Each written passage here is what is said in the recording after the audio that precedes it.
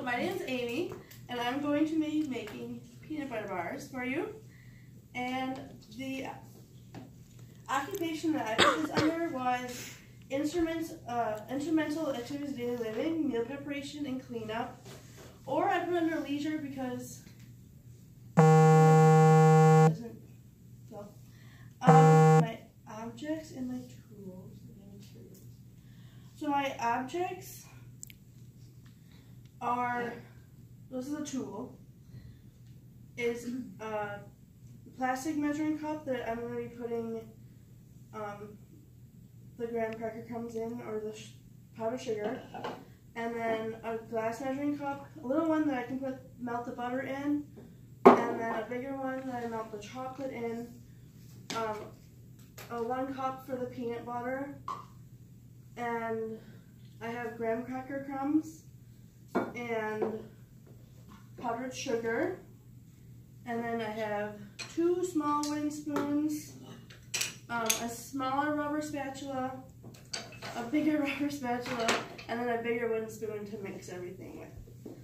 So first, I'm going to use my nails and yes, I washed my hands, and get the wrapper off the butter so I can melt it. This is using a lot of fine motor to get that wrapper off. That can take some time.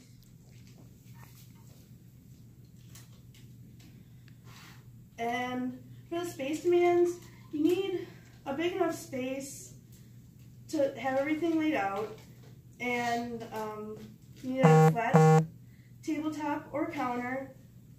It needs to be sturdy so it's not like wobbling all over the place. The room needs to be not too hot where like your chocolate's gonna melt all over the place before you can even work with it. And the ventilation, you need proper ventilation for the microwave. So I'm going to melt the butter in the microwave for about 30 seconds, I think.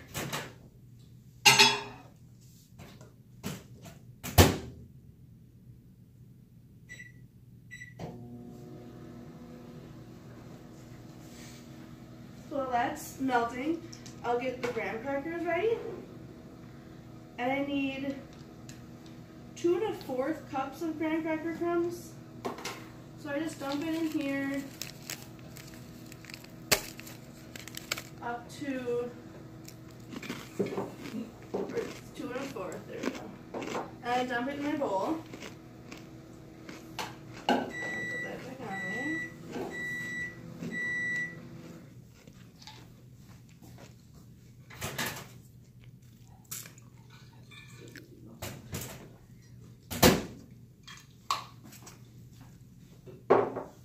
Then I'm going to stir the butter with my spoon.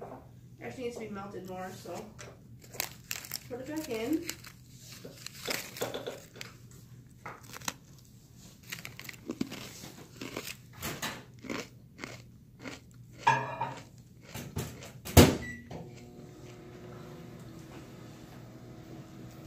And then we can get the peanut butter ready. We need a cup of peanut butter.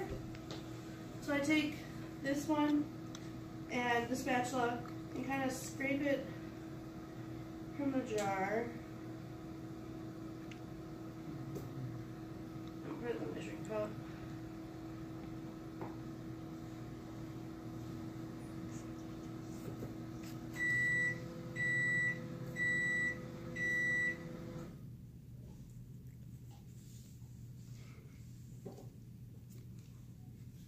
Oh, it's too much now.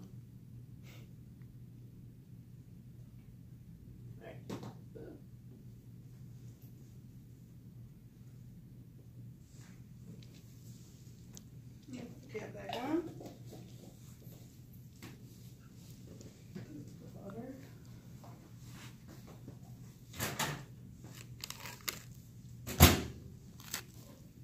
And now it's all fully melted, so you dump it in the bowl. And then I'm going to take the peanut butter out of here with this one too. Just because it's easier to scrape along the sides to get it out.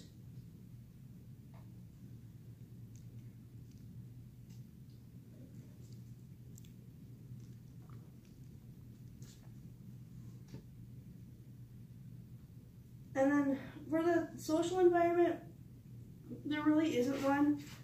But if you're doing it with family, excuse me, then you can, it's interacting and asking them questions or whatever. Excuse me.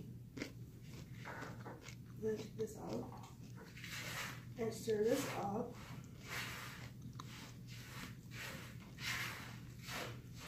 And we gotta put the powdered sugar in there yet.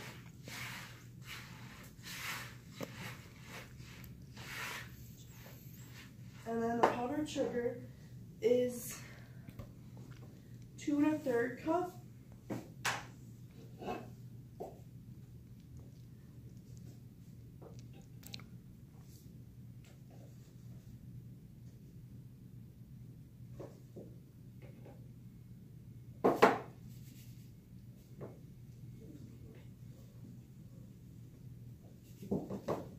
That's better.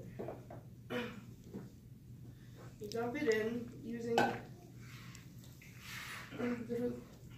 fine motor. And when you're stirring it, I like to use the bigger spoon because it scrape along the bowl better and get more of it stirred in quicker. And ways that I said to grade the activity was you could use a stand mixer so it's easier. So grading it down to make it easier, you could use a stand mixer or you could use Dyson on the countertop and put the bowl on it so it doesn't slide around so easy. You could also use a recipe that has a bigger font so it's easy to read and maybe even like pictures so it's less wordy. Or you could also use a hand mixer so you're still using a regular bowl. You're not using a whole big expensive machine. And like you also could have, to grade it down, you also could have the ingredients already out and we've measured out and everything already, so it's not them trying to, get frustrated, especially with the peanut butter, to get it in the measuring cup and then out of the measuring cup, because especially the peanut butter can be a little tricky. Alright. And to grade it up, you could mix a batter by hand like this, using more muscle endurance and muscle power. You could follow the original recipe and not have any help with it. Doing it without assistance could be also making it a little more challenging. So sometimes you gotta use your cognitive mental functions, because sometimes the batter it's not sticky enough, and so you have to add more butter or more powdered sugar or something so it forms right.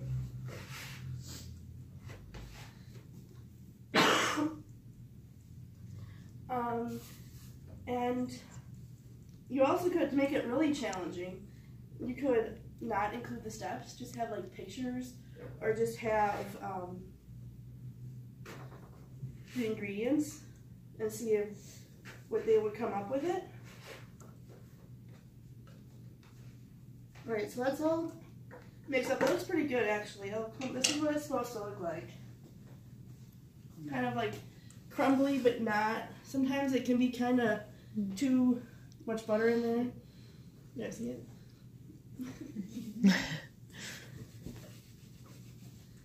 This. And then you take a 9x13-ish. You like this pan the best because it's the edges are short, so it is easier to spread the stuff out. So you're going to take it, crossing midline to scoop it into the pan.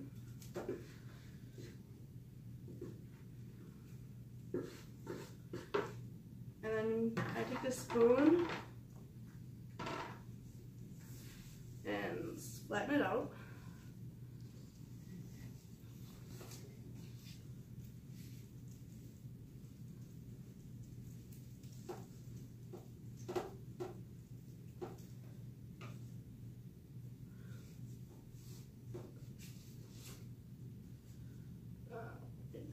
Keep flattening it out. And then for like people with like sensory issues, you can use your hands to flatten it out, which I'm gonna do because I like doing it. Is it really? I don't know. It feels kind of cool because I think because of the graham cracker crumbs, it's a little rough.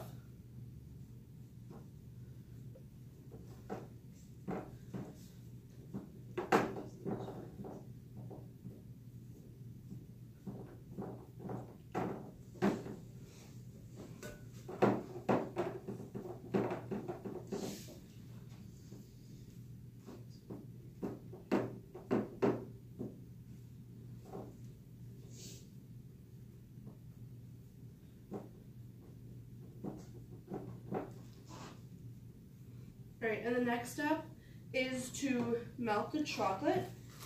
And the chocolate can be a little tricky because you don't want to melt it too much where it's overcooked, and then it won't spread out nicely. So you want to take it out when it's like partially melted, it's not all the way melted. So I'm going to put that in for about, again, 30 seconds, and then I stir it.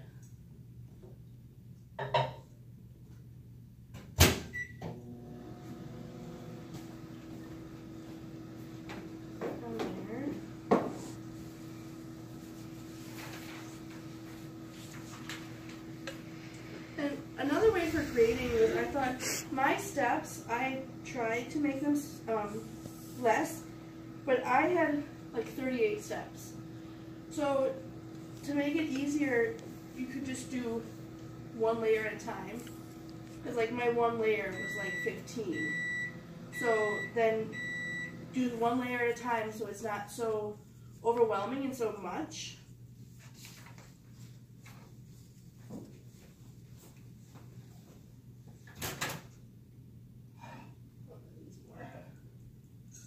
That's even.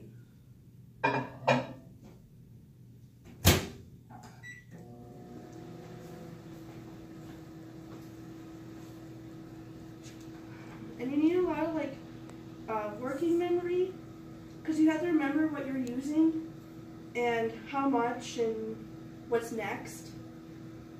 And short-term memory could be looking up what the next step is, what next to do, and you have to remember what that was that you just read. Like, okay, so you're looking over here, reading it, and then you have to remember, now what did I just read?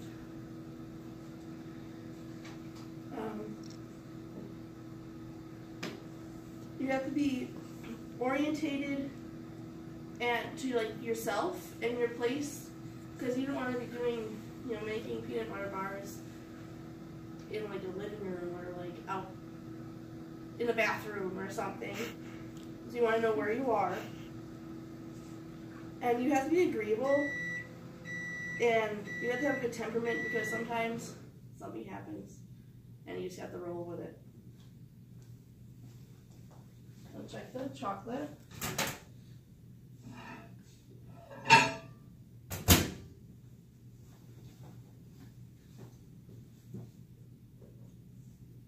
Stir it up.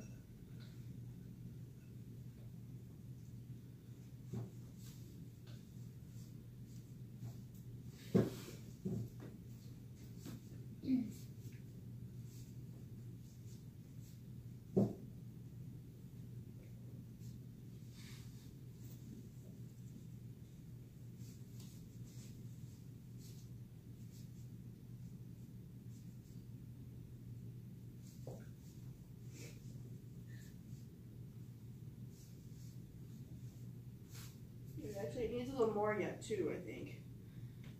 It's still a little too chunky.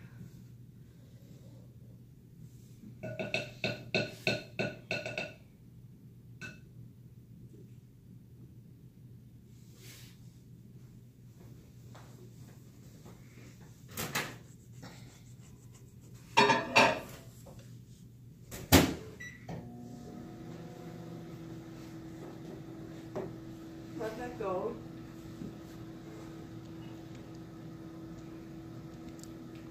And there's a lot of vision that goes along with this too. You have to be able to see where your ingredients are and where they are, like on the table or the counter. And you have to be able to see like when the chocolate's melted or how to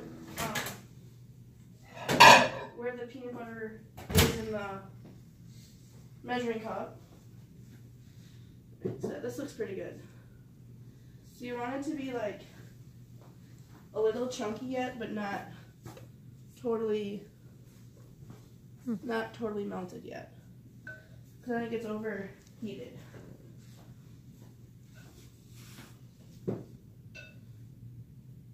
You have to transport the measuring cup from the microwave to the table and back. Mix it up.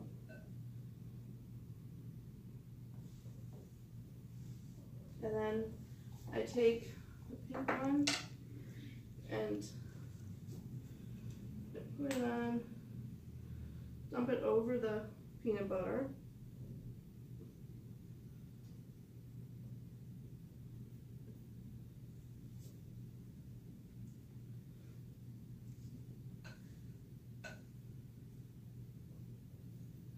We make this in my house all the time.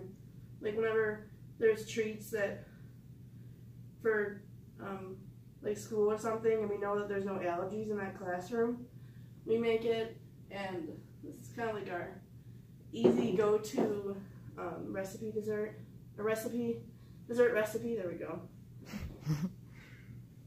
And you want to spread it out.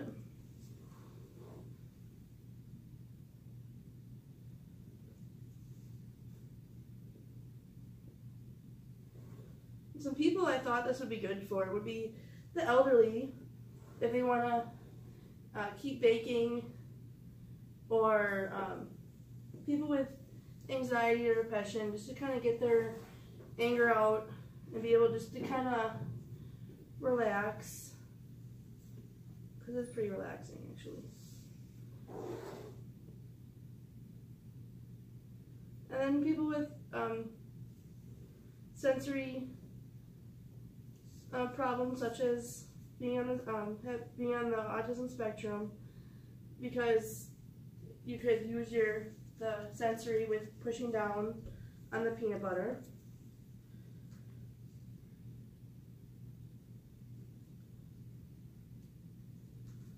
All right, that's good. This is all right. And that's about it. Anybody have any questions? So,